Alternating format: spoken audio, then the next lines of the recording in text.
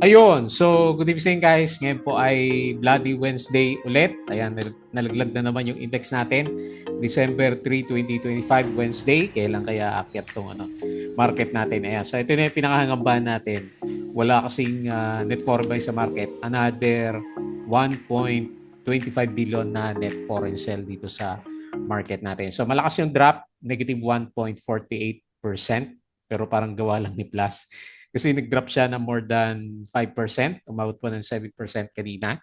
So nag-close tayo ng 5,905.84. So okay naman yung galaw ng ng US market. So Philippine issues lang most likely kung bakit hindi pa rin maganda yung market. Tapos wala namang foreigners, di ba? Yung inaantay natin is hindi pa bumabalik. Pero sa US market, okay sila kagabi, nag-bounce. And then yung futures na pinapakita nila is okay din siya. So most likely magandang trade sa US market. Tapos sa Europe, ewan ko, nag-drop sa Europe eh. So mapula sa Europe and then sa Asia, mix. Pero mas marami nakikita natin na berde na galaban sa bandang Asia.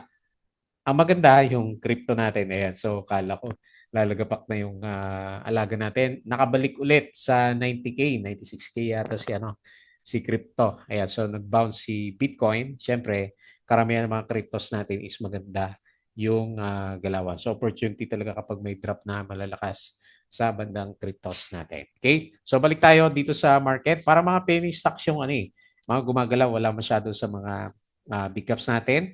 So, nanguna sa lista natin, hinahype ngayon itong si IS, nag-up siya ng 13.56% data center daw. So, hindi ko na-confirm yung balita. Nabasa ko lang sa Investa. And then, si Green, hanap ulit yata tayo ng mga Sinalode, sina-Green ng naggalawan. So, nag-up siya ng 11.11%. Meron siyang 16.63K net foreign sell. Ito naman laglag, si Plus, minus 5.46% nga. Tapos, meron siyang 44.44 million na net foreign sell dito sa market. Si Converge, kinuha natin. Yung iba, hindi naman gumalaw. Sina Ali, sina Dito, AGI. So, namili na lang tayo. Converge, nag-up ng 3.63% pero net foreign sell din siya ng 29.96 million. Pero maganda yung galaw niya, no? Tapos si Mega Wide, nagba-bounce 3.08%, meron siyang 38.96K net foreign buy at saka si MRC, pero ito nag-drop eh. Negative 5.68% and meron siyang 1.1 million na net foreign buy. Okay? So yun po yung mga pag-uusapan natin. Disclaimer ulit sa mga bago sa channel natin, as usual, yung ating review is for education purposes. Lamang po yan.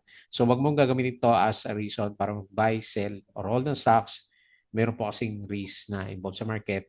Due diligence na lang po kung anong stocks yung gusto mong bilhin. And then follow mo lang po ako as usual dito sa ating Palabra Trader na YouTube channel. Subscribe ka lang para update ka sa reviews or kung gusto mo mag-join dito sa trading community natin. Okay? So yung mga ka-subscribe, ayan, 800 na lang baseline natin. So may na pa rin yung views natin. Check mo na lang yung mga uploaded videos, mga company reviews, mga sample trades sa market, basic indicators, technical analysis. Magpa-Friday na naman eh. Hopefully maganda naman yung closing natin by Friday, hindi mapula. Fundamentals, yung mga risk management and PSC, stock market studies, yung mga basic learnings po natin sa market. Okay? So sa crypto, follow mo lang po ako dito sa ating Palaboy Trader Crypto ko to na YouTube channel. Ayan, so meron tayong update pero last week pa. Ayan, tapos sa social media, Facebook account na Palaboy Trader para update ka sa mga posts or dito sa ating Facebook page. Bulag i-pick yung mga articles natin sa local market naman. Okay? So tingnan natin yung mga balita. Konti lang yung na post ko dito. With regards sa mga issues, si Saldi ko pa rin yung Kaya parang nadami si Plus, di ba? May iba ngayon si Plus at saka si Saldi ko. So meron silang pinag-aawayan na hotel, casino yata yon. So antayin natin kung ano yung balita noon for the coming few days. Meron na summary dito si maaga naglabas si Philippine Stock Exchange natin. So meron siyang 1.25 billion net foreign sell. So wala pa rin. Kaya nag-expect ako magdo-double bottom siya. Maghanap muna ng support si PSE market natin. So, ang tinamaan ngayon, very different si mining and oil stocks natin, 0.34. Pero lahat tinamaan. And then, pinakamalakas si services. Nasa services ba si Plus? ICT, alam ko, nag-drop din siya ng malakas for today's trading natin. Fall by finances, negative 1.17%. Okay? So, ito yung closing natin. Kukunti lang yung Verde, si Converge 3.6% nga. Tapos si GGS 1.88 and then San Miguel Corporation 0.89%. So daming laglag na naman. C Plus minus 5.46 nga ICT minus 3.54. Ayala Corporation minus 3.21%. Jollibee laglag din minus 2.87 and BTO minus 2.75%. So ang haba ng listahan natin sa mga bumagsak na stocks. Ayan. Share buyback, ongoing si Ali. Meron siyang share buyback. Tapos yung mga mamaya na yung losers. Anyway, nakalagay dito top loser. Si Plus at saka si ICT natin. Si Ayala Corporation yan. So, nag-drop din siya ng 3.21% nga. Okay? So, ito yung mga winners, no? Okay, sa mga mining stocks, si EPX, Converge. Pero alas 10 ng umaga to. Ayan, alas 10 pala yan. So nag-drop tayo ng umaga pa lang, dire-diretso na yung drop natin. Share buyback si SM, ongoing. Ali SM, MEG, BRN, at saka si Put. Tapos bago mag first half, laglag na talaga tayo. Konti lang yung gumagalaw. Tapos AGI, wala pa si Plus dito kanina. Sa first half natin. Okay. Second half nga pala siya nag-drop. So negative 2.5 si BPI. Ayan. So wala kasi magandang galawan. Ayan. Ito yung first half. Ayan So nag-start na siya mag-drop dito. Negative 2.5 si Plus and AGI. Negative 2.9%. Okay? So yung first half, ito nung alas 10. CPG reported near full sellout of Azuri North units plus way by ongoing legal issues. So yun nga yung kay Saldico, di ba? Nickel export value plus 41% year over year on higher nickel prices. Ayan, maganda pala si yung earnings in nickel. Plus, so legal raw over Midas Hotel could influence DG Plus outlook. Ayan, so yan yung balita natin kay Plus. Top reclassifies common to preferred shares. Hindi ko napansin kung nag-bounce yan Si Top kasi malakas yung drop kahapon. Okay, so yung ating gold prices silipin na lang natin but hindi naman masyadong makyat. Yung mga mining stocks, RCB, C, and Talino Venture have launched AI deals. Okay. AGI, principal shareholder acquires shares disposed by affiliate. Top 6 to raise capital through preferred shares issue was. Preferred shares yun. Pero anyway, nag-drop rin naman siya. So, share buyback, yan na yun. Si Ali, konti na lang yata binibili niya. Marami pa rin, 3 million, no? So, marami pa rin siyang binibili. Nung umaga, malakas yung US market natin. Tapos ito yung kahapon. Binawian si services, no?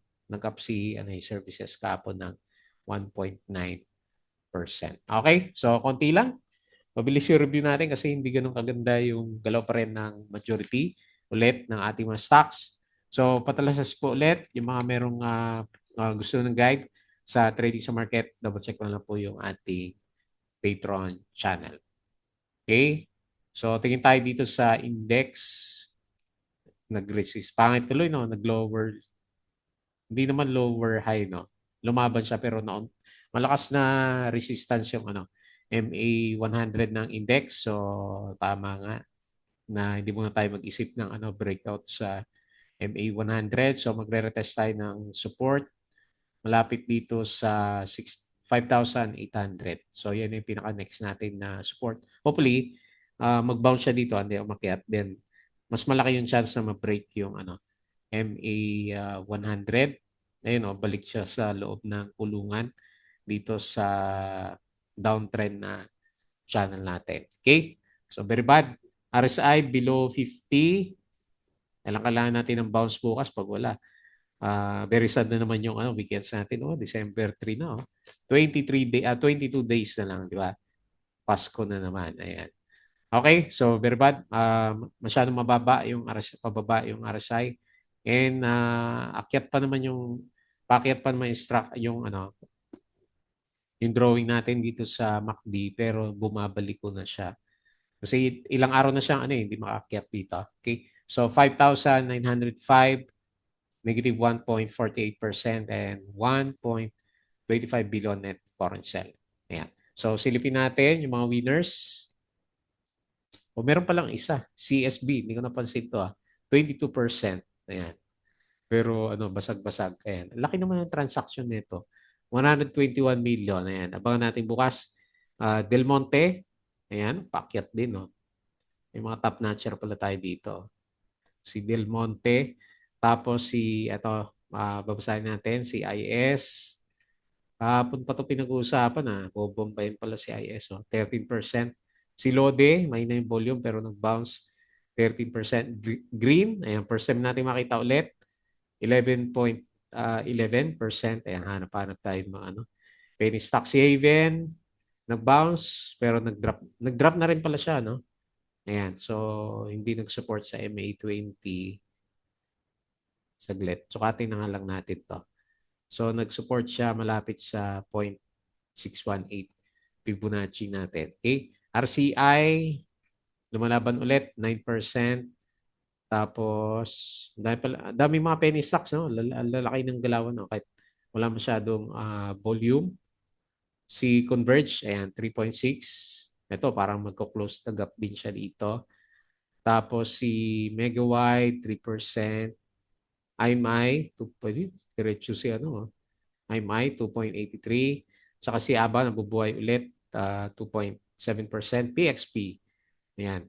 So, 2.01% and GGS, 1.8%. Market din si PX ng 1.78%. Pero yung mga kasama niya, hindi, no? OGP, market din pala, no? Ayan, no? So, nag-aantay na lang ng breakout si OGP natin. Next, yung mga losers, yung may volume na lang, MRC, kaya kinuha natin. Hanapin natin yung support, minus 5.68, plus, minus 5.46. So, pangit na chart natin sa alaga natin si plus. Tapos si blue, minus 4.2, sabay na rin siya sa drop. Now, parang yung breakout niya, no? Hindi pa rin siya maka-breakout. Minus 3.9 si Cool, minus 3.57, lumaban. Web, minus 3.35, pagod na. Tapos si Jollibee, minus 2.87. So, ang daming mga stocks pa rin yung bumabagsak yung galawan po natin. Okay? So, very bad yung ating market. So, silip tayo dito sa global. So, base dito, mukhang verde ulit, no? Mamaya yung galawan dito sa bandang US market. So, S&P Futures plus 0.19, Dow Futures plus 0.21, Nasdaq plus 0.14, tapos okay. At saka si Nasdaq, ayan. So, medyo malakas yata yung galaw mamaya dito sa US, European stocks mix. Kanina puro pula to pero bumabawi na. Tapos sa Asia, Hong Kong na yata mapula, no? So the rest, majority is verde. Maganda yung global markets. Tapos crypto, ayan. Biglang laki, no? 93K pala si Bitcoin, 92K. Ayan. So up siya 6%. Dami pumitik. Ethereum, 3K plus 8%. XRP, 2.17. Ayan na, balikan na sila. 7.06. BNB, 6.55. 8.95 na siya. Sol, ayan, nag-up yung alaga natin ng 10.23%. Kala ko malalaglag na to Si Dodge, balik ulit ng 15. So, 10.79%. Panalo yung mga sumalo. Kasi malakas din yung drop niya, di ba? Nag-86K si Bitcoin natin. Okay? So, magandang status yung mga alaga natin sa crypto. Next, pag-usapan natin na mabilis yung ating mga trending stocks. Okay, so unahin po natin si ba na dito? Si IS. So data center daw. Ayan. So may kasi mga AI, di ba? Gumagamit na data center. So yun yung balita sa kanya pero wala namang nabasang official news. So nag-breakout siya dito sa resistance pala niya last time ba? Pabalik na siya. So nangulong din siya Kasi pa-drop to nung nag-open eh. So, okay, makakalayo na yung mga ano, na medyo naiwan dito nung bandang July, no? So, finally, nagkaroon siya ng breakout. So, tignan natin kung babalik siya ulit dito sa mga gap. Meron siya mga gap dito na pwedeng i-fill eh, dito sa bandang kaliwa. So, meron tayong resistance dito sa 0.1589. Ba, malaki-laki din yan kapag natuloy siya na nakabalik. So, yun lang. Overbought na yung stocks natin nasa RSI 71. Kaya pala nagpaparamdam to nung nakaraan eh. So, di ba nagtitrending to? So, pinag-uusapan siya. Hindi ko napansin to eh. Ka, pero nag-up siya ng mga 3% yata, 4% kahapon. So, or rather, more than 5% kahapon. So, nag-close siya 0.1340 and laki no, 13.56% up. So, may volume din kasi siya. Umabot siya ng 3 million na pagatulak. Ayan. So, mukhang mga penny stocks yung babantayan natin. Ha? So, patapos na ba yung, parang hindi, ewan ko lang pero parang hindi pa naman tapos yung, ano, yung mga mining stocks. Mamaya silipin natin kung ano yung price ng gold. And then ngayon, ang lumalabas kasi parang bearish ulit yung mga blue chips natin, mga penny stocks na naman. Ayan. Hanap-hanap tayo na mayroong, yung mga nakalimutan na. Kasi biglang ano pumipitik. Halimbawa si Green, di ba? Tagal na natin hindi napapansin. Isa yung kapatid niya, si Annie. Ayan. So, tignan natin kung gagalo din siya bukas. Okay, so may volume. Currently, nasa parang resistance siya dito sa may o fill the gap muna kaya. Masyado mataas yata to. Sa drawing parang malit lang pero malaki pala yun. Okay. So, pwede mo naman i-adjust dito sa may gap. Pwede na rin yan, no? Halos 10% na yan. Pag nag-fill the gap siya dito, kita mo ba? Dito sa bandang kaliwa, yan. May gap tayo dyan. Okay po. So, pinag-uusapan ngayon si IACE, Island Information Technology. Next, ito, si Green. Okay, so naalala na yung mga bumabagsak na stocks natin last time. So, sino pa ba? Yung mga hindi gumagalaw. Sina All HC, sina GMA, sina ANI, sino pa yung mga penny stocks natin. Ayan. Comment mo na lang dyan. Ayan. So, laki naman ng kandila natin. Di ba pinitik to? Hindi, no? Ayan, no? Dire-diretso yung galaw niya, oh. Sabay yung alas 9. Hanapin natin na 9:30. Konti-konti lang yung galaw niya ng umaga. To. So, may konting pump siya. So, ang pinakamalakas na pump niya is around, bago mag, second half yung trading ng market. No? Marami siyang volume. So, 2.62. Tignan natin. Hopefully, dito mga trap. Ayan. Parang, ang nangyari sa kanya, close yung gap dito ng mga nag-drop siya last time. Ayan. Panalo yung mga nagtyaga sa kanya. Laki din yan, ha? Yung drop natin, more than 10%, 20% din yan. No? So, anyway, nakabalik na. Congrats after mag-breakout dito sa MA100. Okay? So, ganun din. Overbought na siya ng konti. Nasa RSI 72. And then, upward yung mga status ng indicators na isa kanya. So, yung pinaka-support niya, pwede rin dito, sa around, kasi dito siya nagkaroon ng breakout 0.14. So, ganyan na lang. Medyo malapit lang yung nilalagay ko na resistance kasi dito last time, meron siyang trading range. Ayan. Hanggang dyan lang siya last time, 0.15 or 0.16. Ayan. So, depende din lang kung paano mo titignan yung mga previous na resistance area. So, wala tayong balita. Nag-close ng 0.15, up 11% and 16.6K net foreign sell. Okay? Next, yung umatak sa index plus, ayan. So, yung kay Saldico, yung balita natin sa kanya, ayan. Walang catalyst, ayan. Pabagsak si plus. So, nag-resist siya. Ayan. So, parang malaking sideways, yung pattern natin, wala Pa-curve yung, yung downtrend natin sa kanya Okay, so ganyan lang muna, mahina. Worst case scenario natin until Friday. Retest na naman tayo dito sa 19.5. Ayan, so below RSI 50 and medyo pangit na rin yung MACD formation. Hopefully mag-support siya dito sa 19. So 22.5 yung close.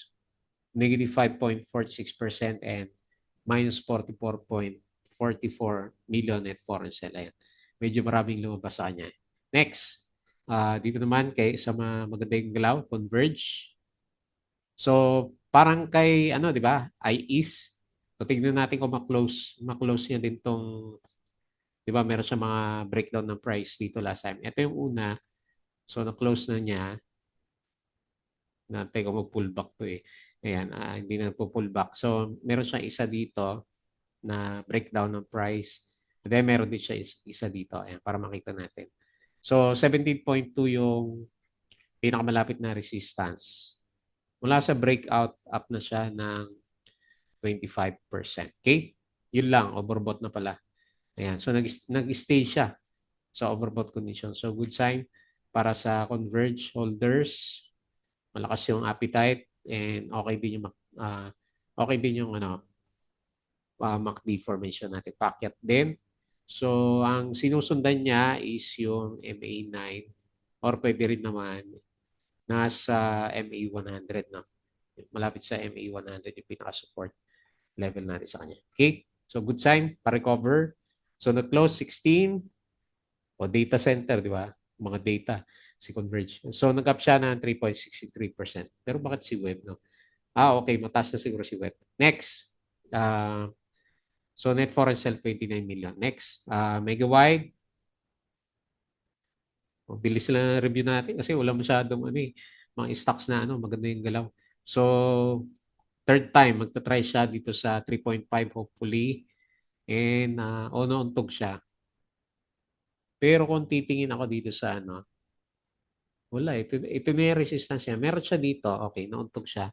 So, tignan natin bukas. Pero maganda kasi yung niya. May pagka-breakout siya dito. Tapos, kung susundan mo, yung support niya malapit sa MA100. Ayan, pangit lang yung earnings niya. Pero meron naman 64 million. So, based sa indicator, okay siya. Maganda yung recovery ng RSI.